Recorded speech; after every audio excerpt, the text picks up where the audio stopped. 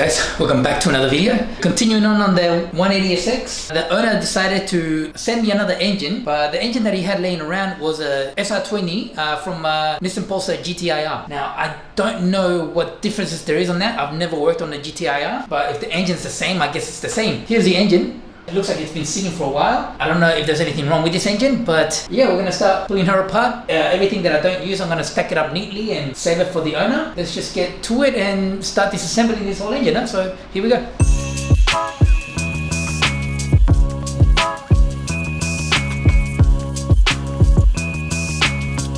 What I was worried about with the chain tensioner is correct, because if you look at this one right here, there is no sag from this chain. Meaning when we pulled off the other one, you notice that there was a little sag on the bottom of the, on the chain, and that's from the chain tensioner. So confirmed there was an issue there. So lucky we still have this one. We're gonna use the same chain tensioner on the other car, and that should solve one of the problems. So yeah, we're gonna eliminate a lot of problems using parts from this engine to the other engine, and yeah, we should be good. So let's just continue disassembling this and getting all the parts we need, yeah? So we've got the chain tensioner. This one looks like it's in very good condition, so we're definitely going to be using this one. But I did notice one issue we're going to have already. Remember the little collets for the valves? These ones are a lot thicker. Remember the other ones, they were about maybe like 3 to 5. The one with the slot was about 5. These ones look like they're about 5 to 8. So I don't think I can use these. Anyway, we're not here for that anyway. We're here for the piston. So just going to continue pulling this apart and go from there. So yeah, let's continue on. Here we go.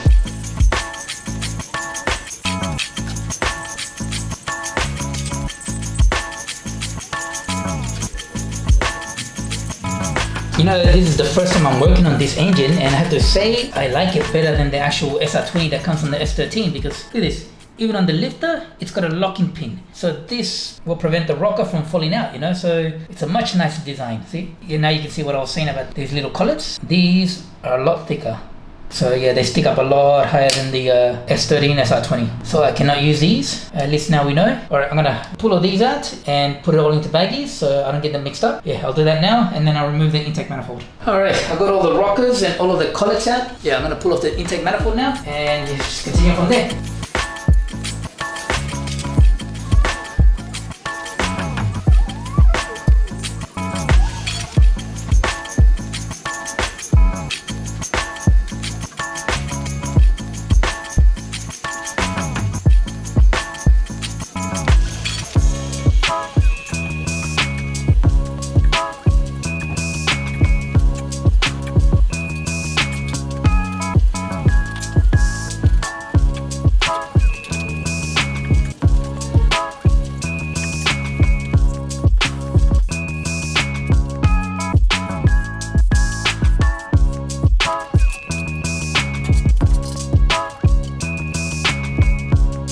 Alright, so I got the head off, as you can see, and there's only some minor differences between this and the S13 SR20. For example, you see these outer bolts on these ones is held on the outside, where on the S13 SR20 they're in the inside. Everything else is pretty much the same. Yeah, anyway, I'm gonna continue on. As you can see, cylinder number 2 is just corroded like crazy. I don't know why. I'll probably rotate the engine and see if one of the actual bore is cracked or something, and then that's how the water's getting in. But anyway, let's just continue moving forward and pull this whole block apart.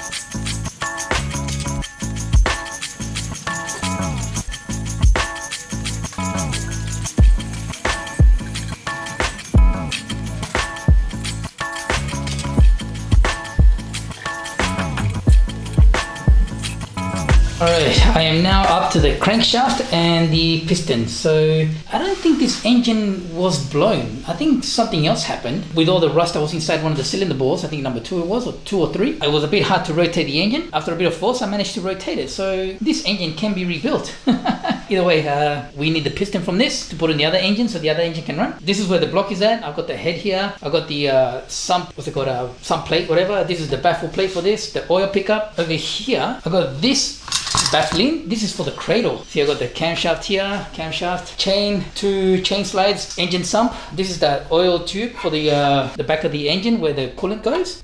No, sorry, the oil return or something. Intake manifold, this is a swirl part, valve cover, coils, these are all the external part like the alternator bracket, big pulley, and all that stuff. All the bolts are here labeled, timing chain cover with the oil pump. So I've got everything here, got a lot to do, but now we are up to this part. So after this, we will know exactly how the piston conditions are, because I don't know if these pistons fit directly onto it. We just have to pull one out, get it cleaned up, take it to the other engine, and then compare it, see if the actual like little end bearing will fit onto the other conrod, and then we should be good. But either way, this engine's still good, huh? Yeah, we'll see. I will bring it up with the owner and see what he wants to do with this. Maybe he can save us some money and have this engine rebuilt and resell it again.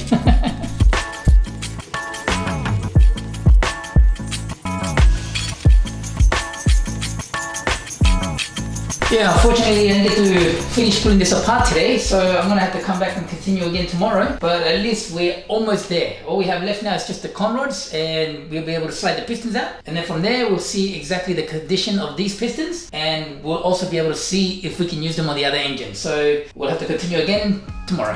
1 pair of pants later.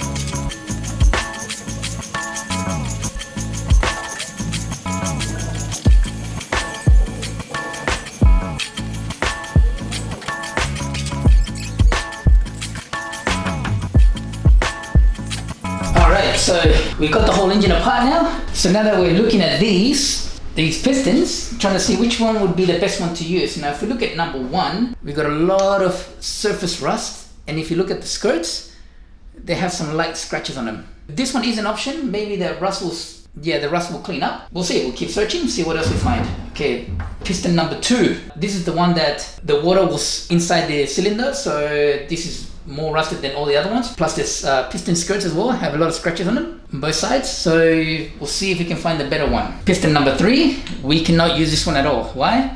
If you look here, you guys see the crack on the ringland? So I think that's what happened with this engine. Another blown piston, so cannot use that one. So I think our best option is piston number 4. You can see the skirts don't look too bad on both sides. The surface is not that rusted or pitted, and there's no cracks on the ringland.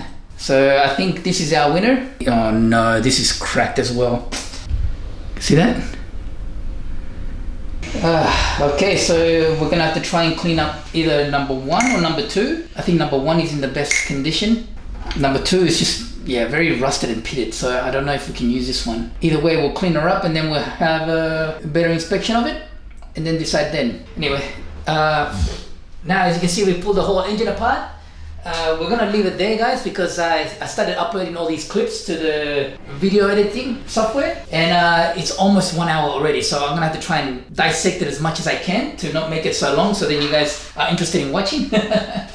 Now, of course, we still have to pull the block of the S13 apart, which I'm not going to record because it's pretty much the same as all this. And then I'll be sending that block off to the machine shop so they can get skimmed and honed. And then we'll start installing everything back together. So this is gonna be it for this next video, guys. Let me know if you have any questions. Remember to like, subscribe, leave me a comment, share, and let me know how you guys feel about this build, huh?